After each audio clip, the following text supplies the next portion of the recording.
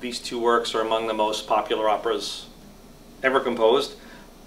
Carmina Burana is not actually an opera, it's a concert piece, but it's very, very theatrical, and so it works in the theater. It's been an extraordinary success theatrically.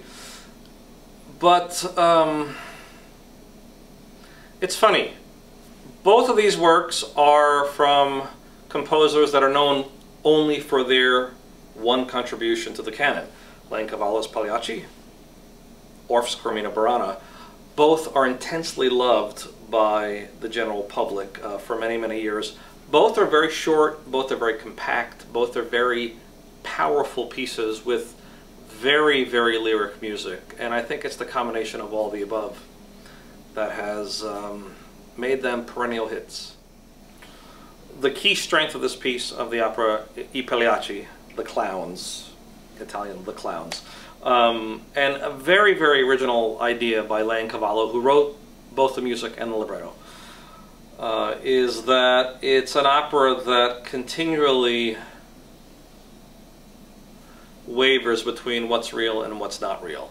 And so here you have a situation where there's a group of clowns, a group of performers, very popular group of performers that come to town, visit this Italian village, and put on a front of being comedians, performers, clowns, but there's enormous turmoil in their personal lives and in their relationships.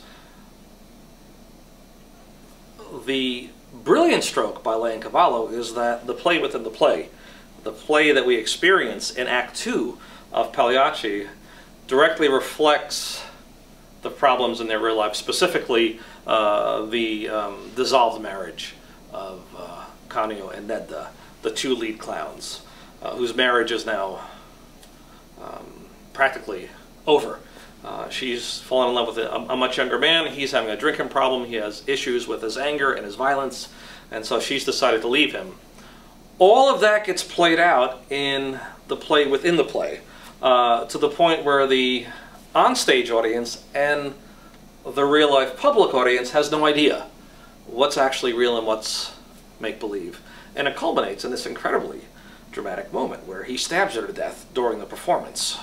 And at that point, it becomes startlingly clear to the audience and very, very real that, oh my God, this is not a play at all. So it's this unique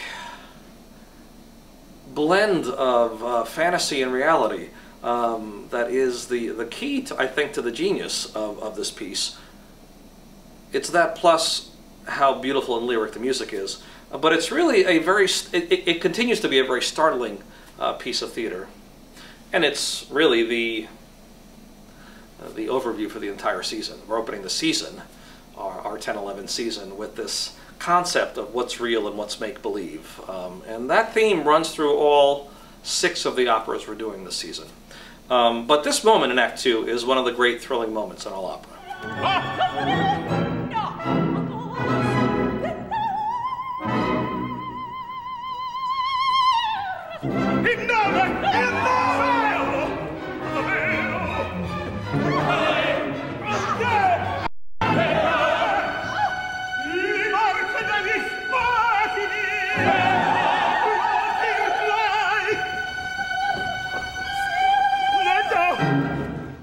Well, one of the most unusual things about this evening is that we have, as I mentioned earlier, 2 very, very different musical worlds. You have late 19th century Italian verismo by Leoncavallo, sung in Italian, and then we have this choral work, just under an hour long, which is sung in both Latin and German, which is not an opera at all. It's a series of poems that Carl Orff discovered that were written by 13th century Benedictine monks, go figure. But he sets them to music and created a very, very compelling view of the cycle of life. And so while it's not formally an opera, it's a very, very narrative and dramatically engaging piece.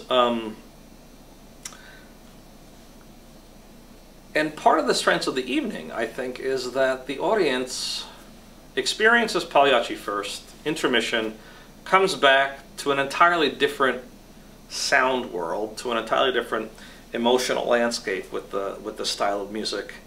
And we see the baritone and the soprano, who played the roles of Nedda and Silvio in Pagliacci, now enter the world of Carmina Burana.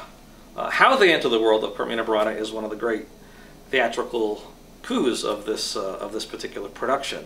So I'll have to leave that for the audience to see in the theater. One of the things I like about Body Vox is that they're wonderfully lyric, romantic dancers, and a lot of the choreography is quite engaging and again very lyric in how it communicates the movement, how the movement communicates.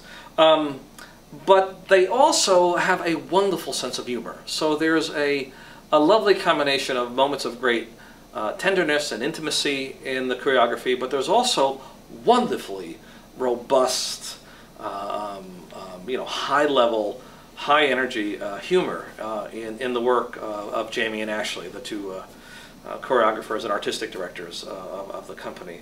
And it fits the music very well, because the music itself is this wonderful hodgepodge of deeply serious, reflective moments, wonderfully romantic poetry, and very bawdy and raucous poetry.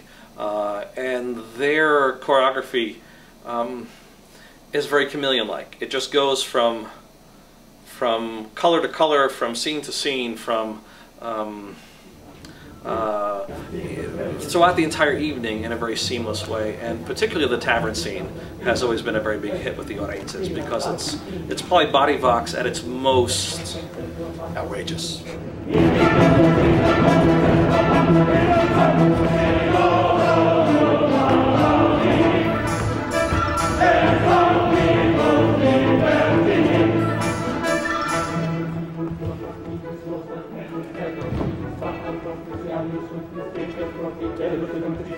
Senti